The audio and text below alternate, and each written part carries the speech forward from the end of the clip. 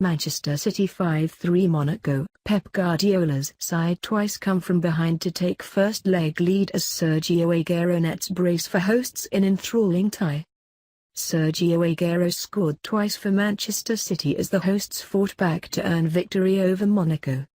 Pep Guardiola's men twice fell behind as former Manchester United loanee Radamel Falcao hit a brace. John Stones, well beaten for Monaco's third, scored the fourth goal as City finally took command of the game. Falcao also missed the chance to score from the penalty spot, taking an age to hit his kick which was saved. Maybe this is the game through which Manchester City will finally learn to love the Champions League. For if they cannot now, they probably never will.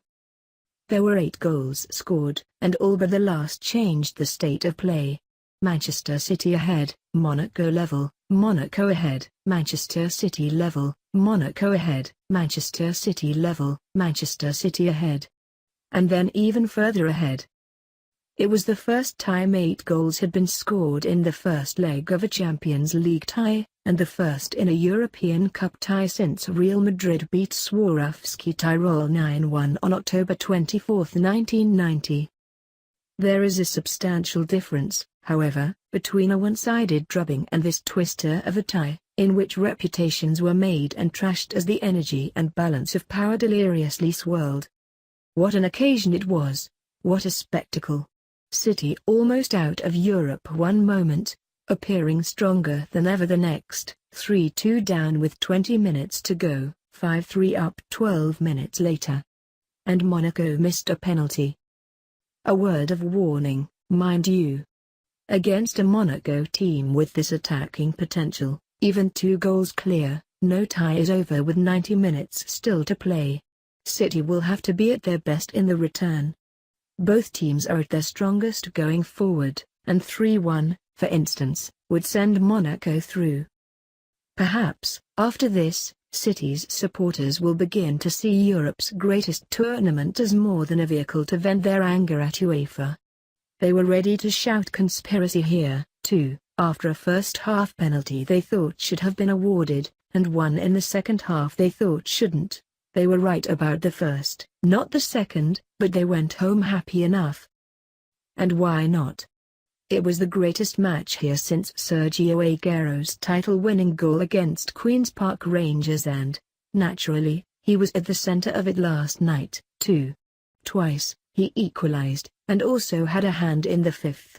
His opposite number for Monaco will feel more of a mix of emotions. Radamel Falcao scored twice, as many goals as he got in this city for Manchester United in an entire season, but missed the penalty that changed the game. Had it gone in, Monaco would have led 3-1 and maybe City would have grumbled.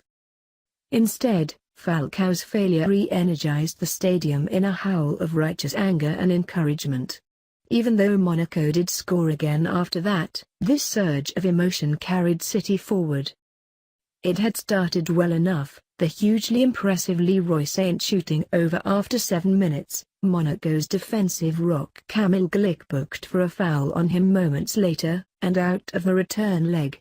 City had already gone close twice when they opened the scoring after 26 minutes. Raheem Sterling scored it, but Saint's celebrations were wildest, and justifiably so.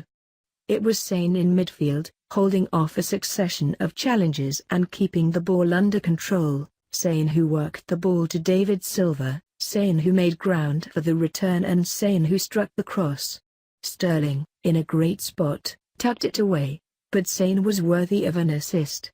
About 4 of them, in fact. City's flaws, however, are significant, and one of them is the distribution of goalkeeper Willy Caballero. The problem is Pep Guardiola wants him to be something he is not, good at football. He had already mislaid several passes when, in the 31st minute, he tried to float one into midfield, failed miserably, and saw the ball mopped up by Fabinho, who laid the ball off, got it back and hit a deep, low cross that Falcao met with a magnificent diving header. Here, at last, was the player Manchester United thought they were getting in 2014. There followed the incident that looked to have turned the game in Monaco's favor. while also turning the air blue with local fury.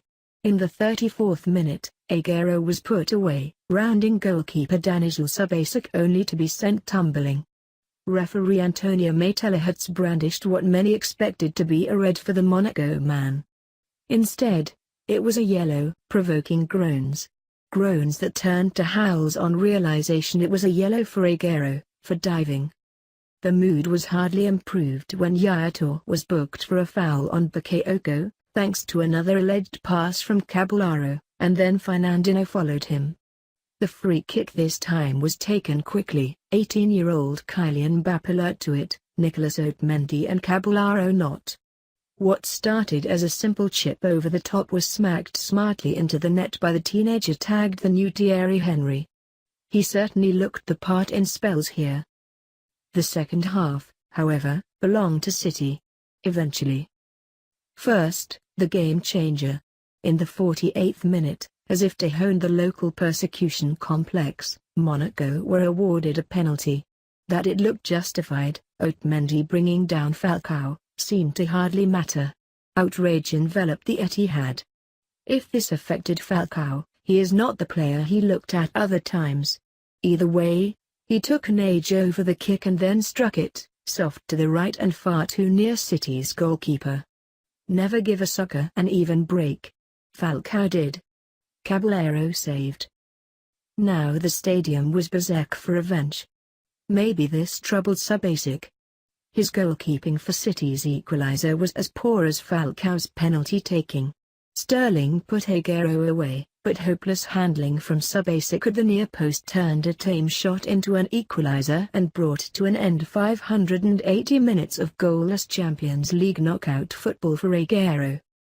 But if there is a lesson for City in the return, it is that Monaco were not done.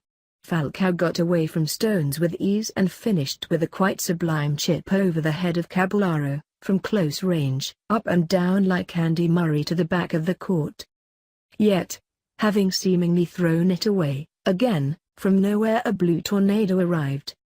For some reason, Monaco forgot City's defensive vulnerability and allowed themselves to be pushed back. Fatal mistake. City, like them, are at their best going forward and Aguero has a point to prove, having lost his place to Gabriel Jesus. What a sweet strike it was to equalize again, volleying in a David Silva corner from 12 yards, but Monaco had allowed him far too much space. Now Guardiola's men were as irresistible as Monaco had once seemed. Another corner saw them ahead, this time from Kevin De Bruyne, flicked on by Toure and converted by Stones, inexplicably unmarked, at the far post. Had he not put it in, it would have fallen to Aguero, similarly unguarded. Monaco were falling apart. The fifth confirmed that.